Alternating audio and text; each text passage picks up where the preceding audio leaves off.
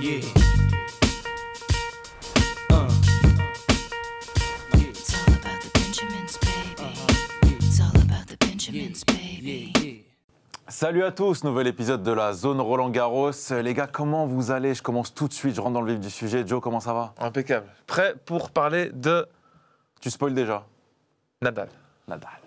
Bassim, Ça va très bien, Yad. tout va bien? Yes. On T'aimes bien commence. dire que tu vas rentrer dans le vif. Ouais, Je rentre dans le vif du sujet. Ouais. Rentre direct. Je le fais Ne- et je le dis. plein vif quoi, tu Pas vois. besoin de le dire, fais-le. Plein vif Exactement, sujet quoi. Et ouais, un qui va plein vif, justement, sur cette compétition, c'est l'ultra favori. En tout cas, moi, en tant que non-connaisseur du tennis, je sais que, tu vois, il y a des choses que je sais, même si je ne connais pas, je sais que Nadal égale Roland-Garros. Ou plus Roland-Garros égale. Ou Roland-Garros égale Nadal, voilà. Ou les deux. Ou les deux. Ou les Ouais. deux. Ou les deux. Et moi, j'aimerais bien savoir pourquoi, vous qui êtes des puits de science du tennis, pourquoi Roland-Garros et Nadal, ça matche si bien? Bassim, je te laisse la main. Plusieurs choses.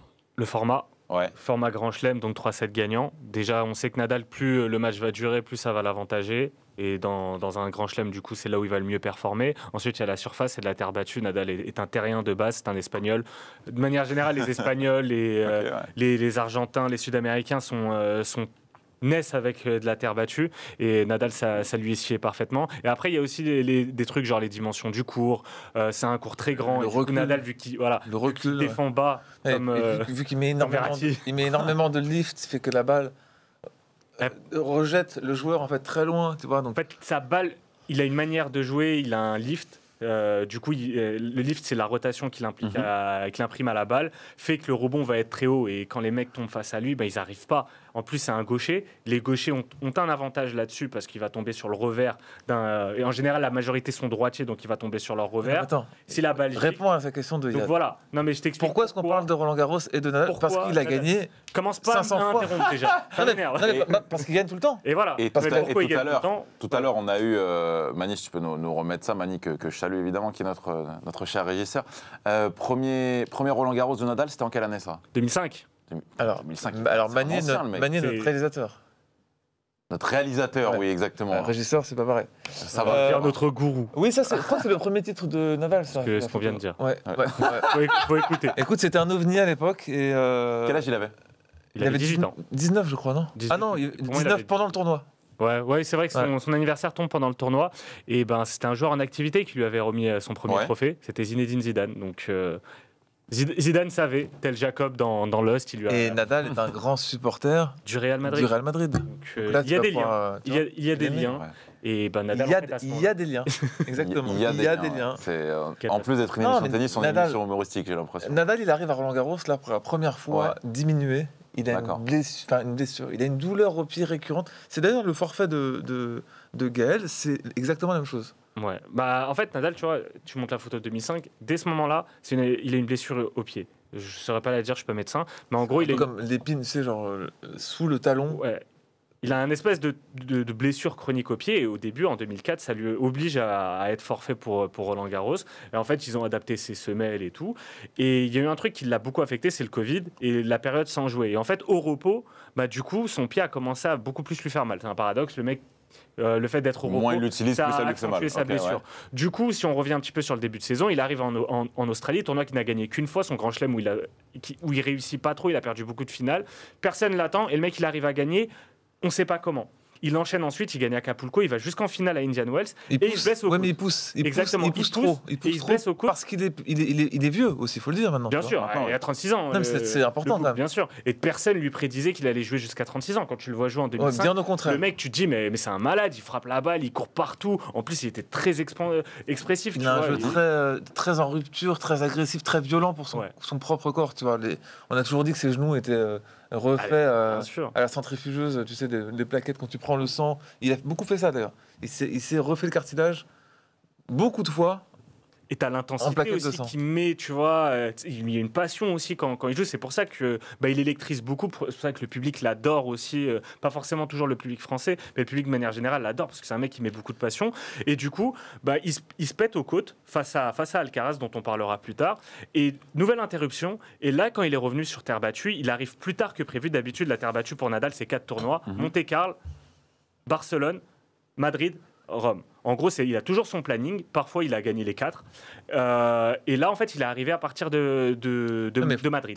Pour t'expliquer, avant Roland-Garros, la saison de terre battue, Ouais. c'est une préparation Deux terres battues pour. qui va jusqu'à Roland-Garros. Ouais. Ça dure, allez, 2 mois et Deux demi, D'accord. max. Mm. Ouais, 2 mois et demi. Et généralement, il te faut au minimum 1 mois, enfin pour des mecs comme je parle Nadal, tu vois, pour performer.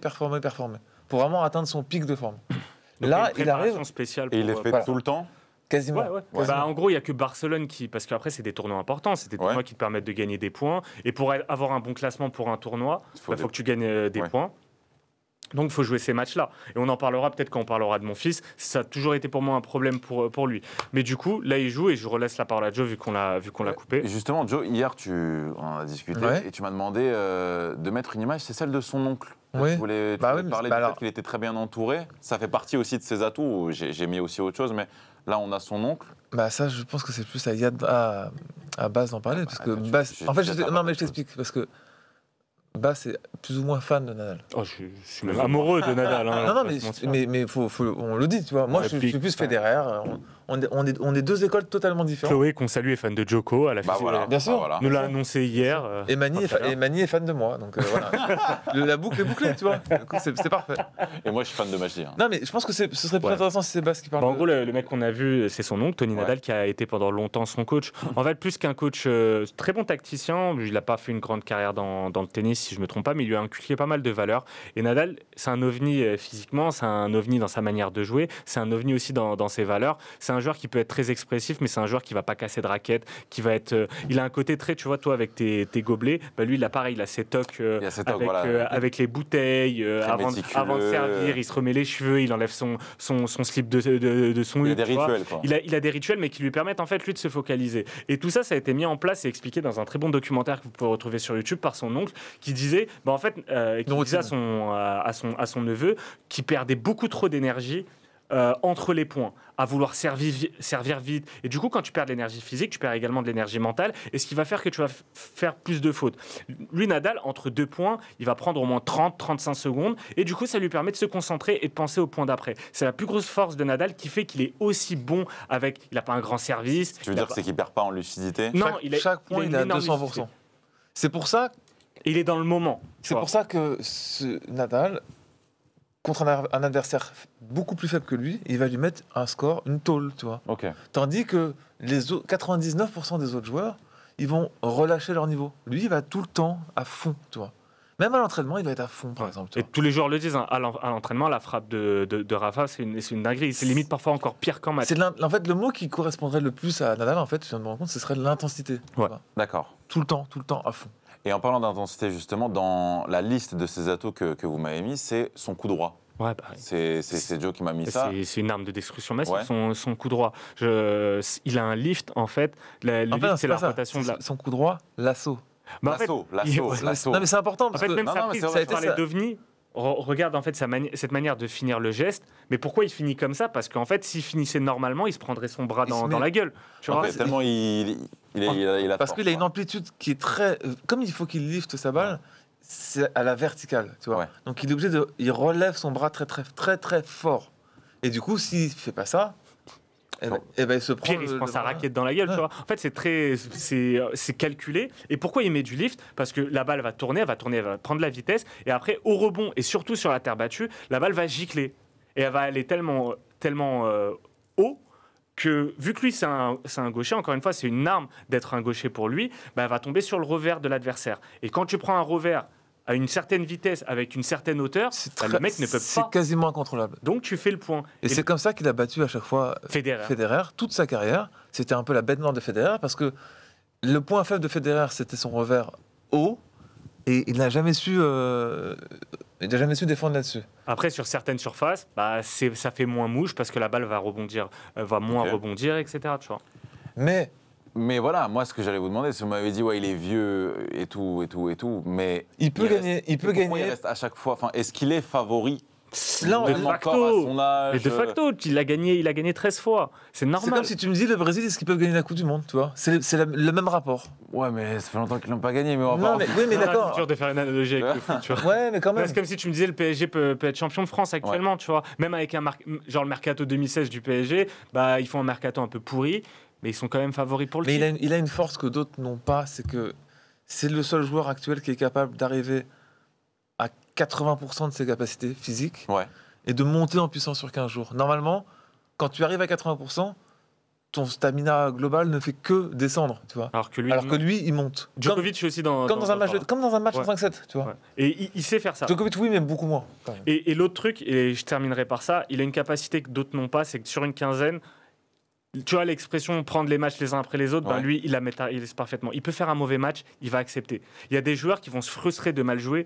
Lui, il va accepter, il va se contenter du minimum. Il gagne l'Open d'Australie, il fait des matchs parfois où il a des niveaux sur des sets qui sont très très bas, mais il passe. À chaque fois, il passe. Tu le vois gagner, Roland? Comme le Real. Tu le vois gagner, Roland?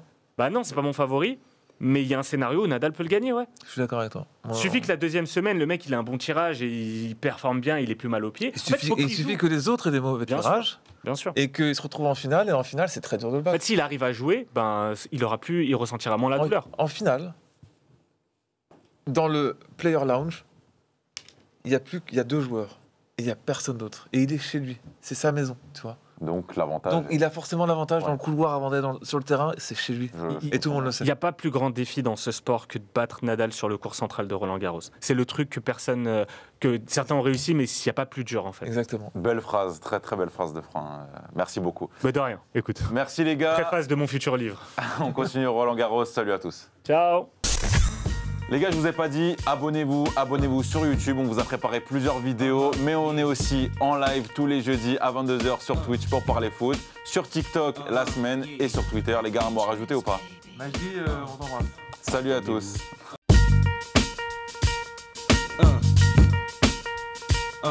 Yeah. It's all about the Benjamins, baby. It's all about the Benjamins, baby. Yeah.